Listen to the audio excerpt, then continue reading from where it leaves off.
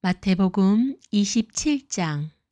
다음날 아침이 되자 모든 대제사장과 백성의 장로들이 예수님을 죽이려고 논의를 하였습니다. 그들은 예수님을 묶어 총독인 빌라도에게 데려가 그에게 넘겨주었습니다. 예수님을 배반한 유다는 예수님이 유죄 판결을 받은 것을 보고 양심의 가책을 느꼈습니다. 그래서 은 30개를 대제사장과 장로들에게 돌려주었습니다. 유다가 말했습니다. 내가 죄 없는 피를 팔아넘기는 죄를 지었습니다. 그들이 대답하였습니다. 그게 우리와 무슨 상관이냐? 그것은 너의 문제다. 유다는 은화를 성전 안에 내던지고 나가서 목매어 자살했습니다. 대제사장들이 성전에서 그 돈을 거두고 말했습니다. 이 돈은 핏값이니 성전에 두는 것은 안 될 일이다. 그들은 서로 의논하여 그 돈으로 토기장이의 밭을 사 나그네들의 묘지로 삼기로 결정했습니다. 그 밭은 지금까지 피밭이라고 불립니다. 그래서 예언자 에레미야가 말한 것이 이루어졌습니다. 그들이 은화 30개, 즉 이스라엘 사람들이 몸값이라고 정한 값을 받았다. 그리고 토기장이의 밭을 샀는데 밭값으로 그 돈을 주었다. 이것은 주께서 내게 지시하신 그대로이다. 예수님께서 총독 앞에 서셨습니다. 총독이 예수님께 물었습니다. 당신이 유대인의 왕이요? 예수님께서 내가 말하였다 라고 대답하셨습니다. 대제사장과 장로들이 예수님을 고발하였지만 예수님께서는 아무 대답도 하지 않으셨습니다. 그래서 빌라도가 예수님께 말했습니다. 이 사람들이 너를 여러 가지로 고발하는 것이 들리지 않느냐? 그러나 예수님께서는 빌라도에게 단 한마디도 대답하지 않으셨습니다. 빌라도는 이것을 보고 이상하게 생각했습니다. 명절이 되면 백성들이 원하는 죄수 한 명을 총독이 사면해 주는 관례가 있었습니다.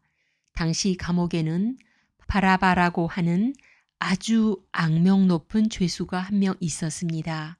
사람들이 모였을 때 빌라도가 말했습니다.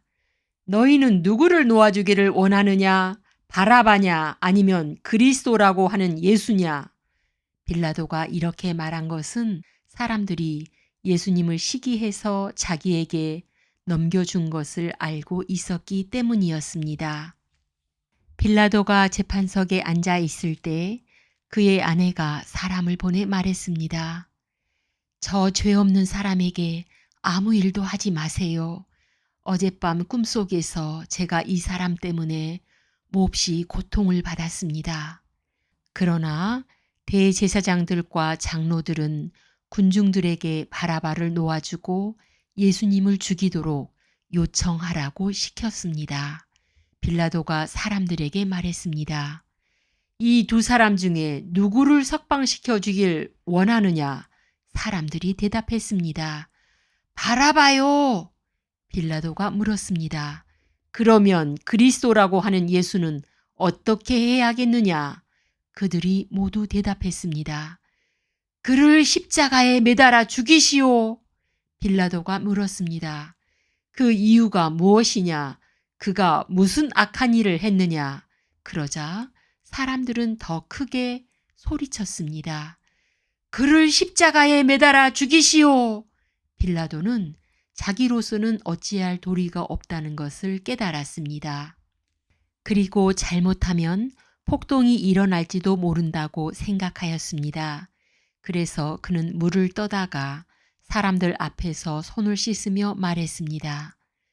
나는 이 사람의 피에 대하여 아무런 책임이 없다. 너희가 알아서 해라. 사람들이 한결같이 대답했습니다. 그의 피에 대한 책임은 우리와 우리 아이들이 지겠습니다. 결국 빌라도는 바라바를 풀어주었습니다. 그리고 예수님을 채찍으로 때리게 한 후 십자가에 매달도록 내어주었습니다. 총독의 군인들이 예수님을 총독의 관저로 끌고 들어갔습니다. 그러자 모든 부대원이 예수님 주위로 모였습니다. 그들은 예수님의 옷을 벗기고 대신 붉은색 옷을 입혔습니다. 그리고 가시로 왕관을 엮어 예수님의 머리 위에 씌웠습니다. 그들은 예수님의 오른손에 지팡이를 쥐어 주었습니다. 그리고 유대인의 왕 만세라고 말하며 예수님께 무릎 꿇고 절하면서 놀렸습니다. 그들은 예수님께 침을 뱉고 지팡이를 빼앗아 예수님의 머리를 쳤습니다. 예수님을 실컷 조롱한 후에 붉은색 옷을 벗기고 원래의 옷으로 다시 입혔습니다. 그리고 예수님을 십자가에 매달아 죽이려고 끌고 갔습니다. 군인들이 나가다가 구레네 출신의 시몬이라는 사람을 만났습니다. 군인들은 그에게 강제로 예수님의 십자가를 지고 가게 하였습니다. 그들은 골고다라는 곳으로 갔습니다. 골고다는 해골의 땅이라는 뜻입니다. 군인들은 예수님께 쓸개즙을 섞은 포도주를 주어 마시게 하였습니다. 그러나 예수님께서는 맛을 보시고는 마시려고 하지 않으셨습니다. 군인들이 예수님을 십자가에 못 박고 제비를 뽑아 예수님의 옷을 나누어 가졌습니다. 그리고 거기 앉아서 예수님을 계속 지켜보았습니다. 그들은 예수님의 머리 위에 이 사람은 유대인의 왕 예수다 라고 쓴 죄패를 걸어 놓았습니다. 그때 두 강도가 예수님과 함께 십자가에 못 박혔습니다. 한 사람은 오른쪽에, 다른 한 사람은 왼쪽에 매달렸습니다. 지나가던 사람들이 고개를 저으면서 예수님께 욕을 하였습니다. 성전을 헐고 3일 만에 다시 세운다는 사람아, 내 자신이나 구원하여라. 만일 하나님의 아들이라면 십자가에서 내려와 보아라. 이와 같이 대제사장들도 율법학자들과 장로들과 함께 예수님을 조롱하며 말했습니다. 이 사람이 다른 사람들은 구하면서 자기 자신은 구하지 못하는구나. 그는 이스라엘의 왕이니 지금 십자가에서 내려오라지. 그러면 우리가 그를 믿겠다. 그가 하나님을 믿는다는데 하나님께서 원하신다면 그를 당장 구원해 주시라고 그래라.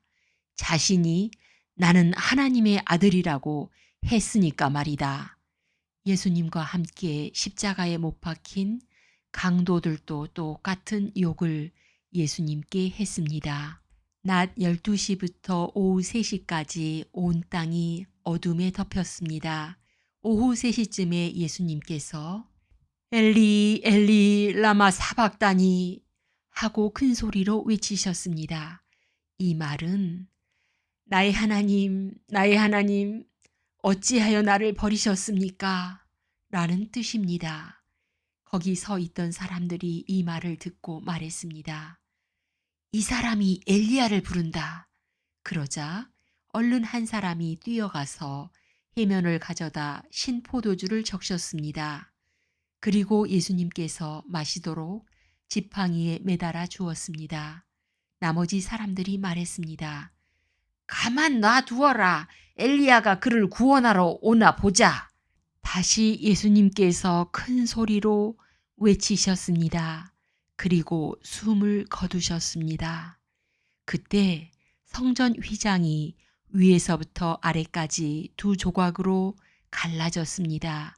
땅이 흔들리고 바위들이 쪼개졌으며 무덤이 열리고 잠자던 많은 성도들의 몸이 다시 살아났습니다. 예수님께서 부활하신 후 그들은 무덤에서 나와 거룩한 성으로 들어가서 많은 사람들에게 나타나 보였습니다. 예수님을 지키던 백부장과 병사들이 지진과 일어난 모든 일들을 보고 매우 놀라면서 말했습니다. 이 사람은 정말로 하나님의 아들이었다. 많은 여자들이 멀리 떨어진 곳에서 이를 지켜보고 있었습니다. 이들은 갈릴리에서부터 예수님을 섬기려고 따라온 사람들이었습니다. 그 중에는 막달라 마리아와 야고보와 요셉의 어머니 마리아, 그리고 세베대의 아들들의 어머니가 있었습니다. 그날 저녁에 요셉이라는 아리마대 출신의 한 부자가 왔습니다. 그도 역시 예수님의 제자였습니다. 요셉은 빌라도에게 가서 예수님의 시신을 달라고 요청했습니다. 그러자 빌라도는 요셉에게 넘겨주라고 군인들에게 명령하였습니다. 요셉은 그 시체를 가져다가 깨끗한 천으로 둘렀습니다. 그리고 바위를 뚫어 만든 자신의 새 무덤에 예수님의 시신을 모셨습니다. 그는 큰 돌을 굴려 무덤의 입구를 막고 돌아갔습니다. 막달라 마리아와 다른 마리아가 무덤 맞은편에 앉아 있었습니다. 이튿날 곧 준비일이 지난 후에 대제사장들과 바리새파 사람들이 빌라도에게 왔습니다. 그들은 말했습니다. 각하, 그 거짓말쟁이가 살아있을 때 내가 3일 뒤에 살아날 것이다 라고 한 말이 기억납니다. 그러니 명령을 내리셔서 3일째 되는 날까지 그 무덤을 꼭 지키게 하십시오. 그의 제자들이 와서 시체를 훔쳐간 후 사람들에게 그가 다시 살아났다고 할 수도 있습니다. 그러면 이번 속임수는 처음 것보다 더 나쁜 결과를 가져올 것입니다. 빌라도가 말했습니다. 경비병들을 데리고 가서 당신들이 할 수 있는 대로 무덤을 지키시오. 그렇게 해서 그들은 무덤에 가서 돌을 봉인하고 경비병들을 시켜 입구를 지키게 하였습니다. 아멘.